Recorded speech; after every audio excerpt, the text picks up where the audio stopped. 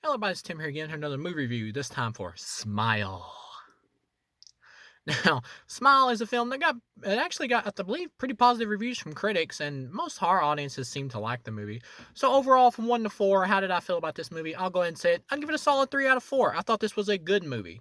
I did not think it was a great movie. It had pretty good and great moments and good directing here, but overall, I felt like this was a good movie. I do think it's slightly overrated by the people that have really enjoyed this movie. Pretty much it's a metaphor for trauma and like depression and stuff like that, traveling from person to person, how it can go from person to person. Except in this case, it is a demon in the form of the trauma, or causing the trauma, or enhancing the trauma that's already there. This is a good idea for a movie. It is. It's a good idea for a movie. Most part, this is pretty much a psychological thriller. This psychiatrist lady's like sitting there talking to this other chick who's like seeing the thing, and we don't see what she sees, and then she commits suicide while she's smiling.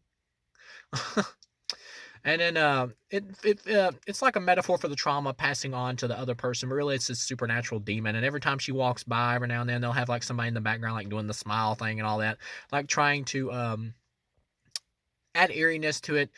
I'll say this about the movie: the movie plays itself maybe a bit too straight with the fact that this is supernatural. I felt like this movie would have been better if it would have played up even more of the angle of, is this psychological, is it all in her mind, or is it actually something supernatural?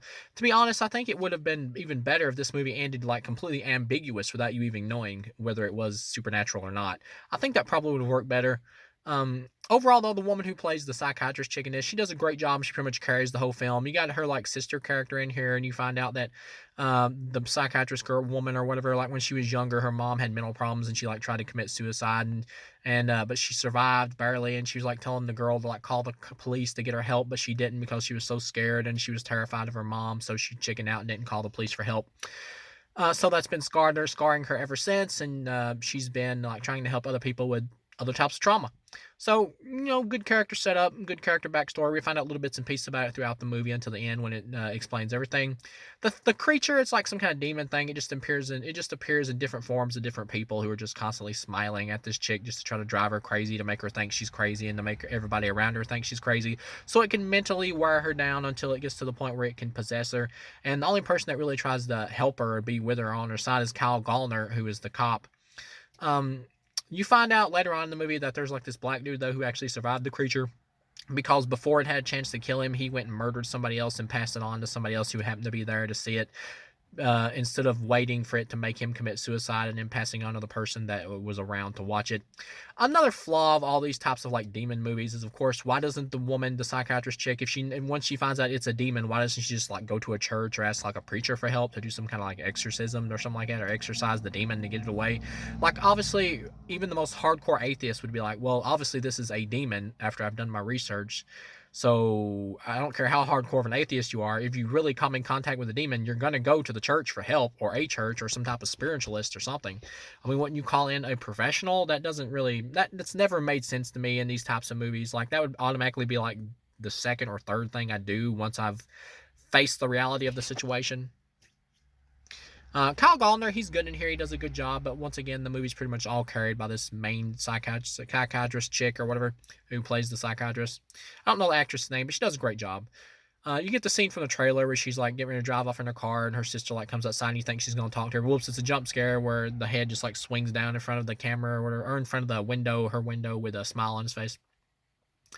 Yeah, the reason I give this a 3 instead of a 4, it came close to a 4. The reason I give it a 3 instead of a 4 is the ending is pretty weak. Like, when you get to the ending, she decides, like, isolate herself because she doesn't want to kill anybody to pass the thing on. So she wants to isolate herself because and face it down. That way, there's nobody around, and there's no way it can pass it to anybody.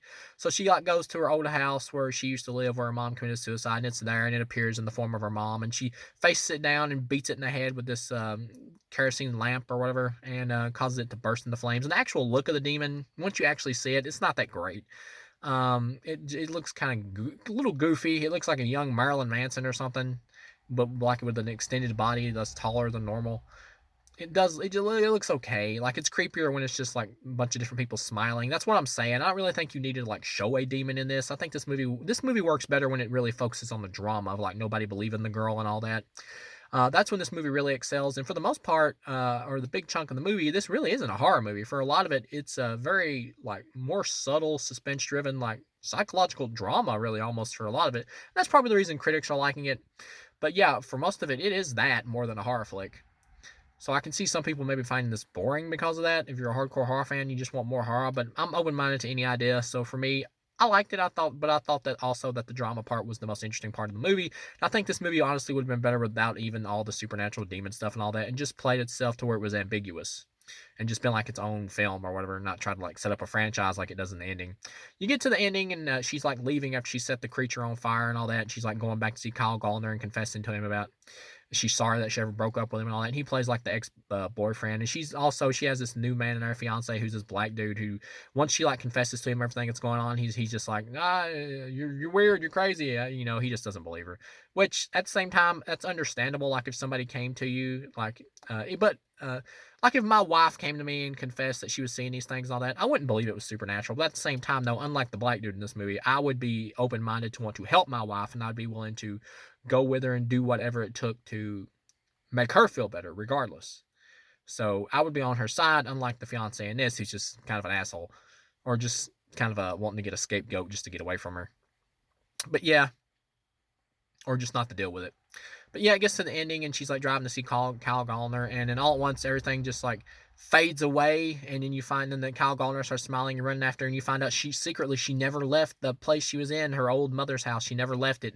She never set the creature on fire. It was just all a fake illusion that the demon put in her mind. Which, like, well, why? Why would he do that? Why? What does that accomplish?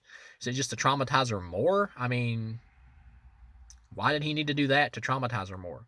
And then he just walks over to her, and she just like gives up hope at that point. And then he opens like his face, and it's a pretty cool effect. And you see like his blood and stuff like that, and his like the bloody face and all that. After he tears his own face open, and he like starts climbing inside of her body. Then Kyle Gallner like randomly shows up, which is kind of coincidental that he just happened to show up at this specific right time. And he walks in there, and she's smiling, and she burns herself and sets herself on fire. And it ends with like the reflection of her burning body in his eye, of course, signifying that the trauma is going to be passed on, so they can set up a sequel, so we can get the Kyle Gallner Smile movie. Which I'm like, we didn't really need that. I would have been fine if the creature just possessed her at the end, and it thought it was gonna like pass itself on to somebody else, but there was like nobody around, and she had tricked it, and she just killed herself, and that was the end of it. And she died defeating the demon, but also died in the end in a self-sacrifice. I would have been completely fine with that. But no, it has to be sequel bait, which I'm okay if like with a setup for a sequel if it feels earned in a movie, but this really just felt thrown in there just so they could get another movie. And once again, it just doesn't make any sense. Like, because this woman had been like facing her trauma and become stronger by the end after she had overcome um, the guilt she had over her mother dying and her not helping her.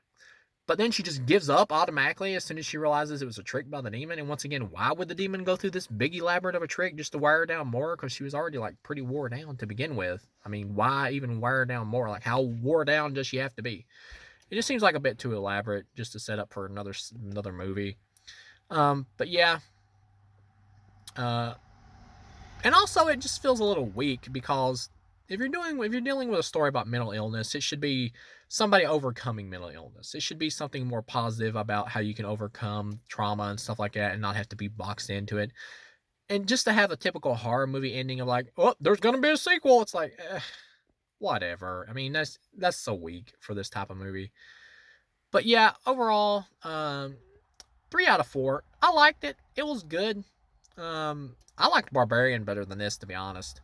But yeah, overall, I still liked it though. It was good. It was well directed. I look forward to seeing what this director does next. And I just feel like they just couldn't resist doing a sequel. I bet like 9 times out of 10, or like 9 drafts out of 10 for this idea for this movie, that the director did just want to end it, but he's like, we could get a sequel out of this, and it just feels like they just put it in there for that. So it's like, you don't need it, but it's just a typical horror movie ending, and this movie felt like it was kind of above that for most of it. But yeah, overall, 3 out of 4, good movie. I liked it. Would I watch a sequel? Sure. If it ends the same way, though, with yet another setup for another one, I'm not really going to be into it. Overall, though, 3 out of 4, good movie. I liked it. So thank you guys for watching, and I'll see you again.